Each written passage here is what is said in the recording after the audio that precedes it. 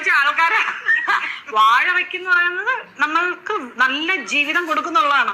അപ്പൊ അതുകൊണ്ടാണ് വാഴയ്ക്ക് എന്ന് പറയുമ്പോ അവര് വിചാരിക്കും വാഴക്കല്ലേടി ചിപ്സ് തിന്ന. എല്ലാരും അമ്മയെ പോലെ അല്ല. എന്തെങ്കിലും ജീവിതത്തില് ആദ്യമായിട്ട് നല്ലൊരു വിഷയം. ഇപ്പൊ ഞാൻ സൂപ്പർ സിംഗറിൽ പോകുമ്പോ എപ്പോഴേ ഇത് ഞാൻ അവിടുത്തെ ഇന്റർവ്യൂലും പറഞ്ഞിട്ടുണ്ട്. സൂപ്പർ സിംഗറിൽ പോകുമ്പോ ആദ്യമായിട്ട് ഷൂട്ട് ചെയ്യാൻ പോവാ. ഓഡിഷനിൽ സെലക്ട് ആയി പോയിട്ട് നീല 4 റൗണ്ട് കൂടെ താണ്ടില്ല എന്ന് പറഞ്ഞിട്ട് എന്നെ ഒന്ന് തിട്ടി അയച്ചു. അങ്ങനെയാണോ? ഡിസ്കറേജ് ചെയ്തോ?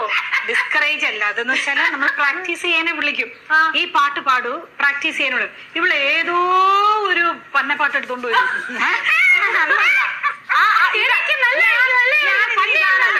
ഞാനിന്ന് ഇതാണ് പാടുന്നതെന്ന് പറയും. അപ്പൊ ഞാൻ പറയും മക്കളെ ഇങ്ങനത്തെ പാട്ടെടുക്കും. ഇത് എടുക്കൂല, പാടില്ല, ഇങ്ങനെ പാടത്.